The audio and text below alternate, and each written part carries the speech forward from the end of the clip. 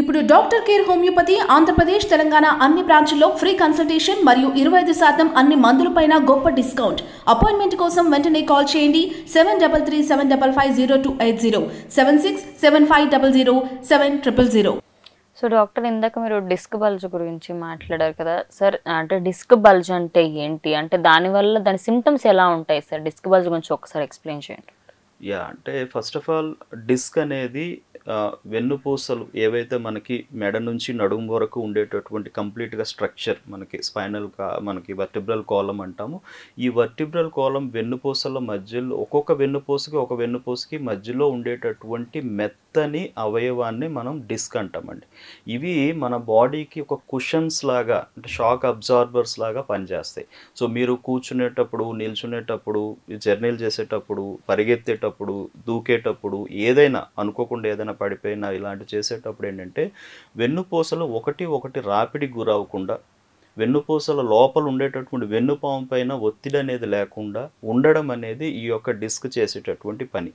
But unfortunately ఏమవుతుందంటే ఈ వెన్నుపూసలు అనేవి అరుగుదలకు ఎక్కువగా గురవడం వల్ల, లేదంటే ఈ వెన్నుపూసల మీద అధికంగా ఒత్తిడి ఉండడం వల్ల ఆ ఒత్తిడి వెన్నుపూసకు మధ్య ఉండే డిస్క్ పైన పడుతుంది.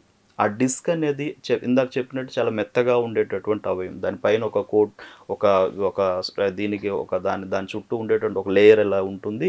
సో ఇది ఏమవుద్దంటే ఆ లోపల నుంచి ఇంకా లోపలికి అది బల్జ్ అయ్యేటటువంటి అవకాశాలు, ఈ ఒత్తిడిని తట్టుకోలేక అది కొంచెంగా లోపలికి ఉబ్బిపోవడం జరుగుతూ ఉంటుంది. సో అలా ఉబ్బేటటువంటి పరిస్థితిని మనం డిస్క్ బల్జ్ అంటాం. ఇది ఏ మనిషి కంటే ఆ మనిషి యొక్క శరీరతత్వము, వాళ్ళ యొక్క కండిషన్స్ బట్టి మైల్డ్ డిస్క్ బల్జెస్ ఉండొచ్చు, లేదంటే మోడరేట్ డిస్క్ బల్జెస్ ఉండొచ్చు, లేదంటే డిఫ్యూజ్ డిస్క్ బల్జెస్ ఉండొచ్చు. సో ఇలాంటి పరిస్థితులు ఉంటాయి. ఈ డిస్క్ బల్జ్ పెరుగుతున్న కొద్దీ కూడాను డెఫినెట్లీ ఇమ్మీడియట్గా ఆ డిస్క్ దాని నుంచే మీకు ఆ వెన్నుపాము అనేది కూడా అక్కడే ఉంటుంది కాబట్టి ఆ వెన్నుపాము పైకి ఇది బల్జ్ అయ్యి దానిని తాకేటటువంటి అవకాశాలు ఉంటాయి. సో వెన్నుపాముకి మధ్యలో ఉండే ఆ ఖాళీని ఈ డిస్క్ అనేది ఫిల్ చేసేస్తూ ఉంటుంది.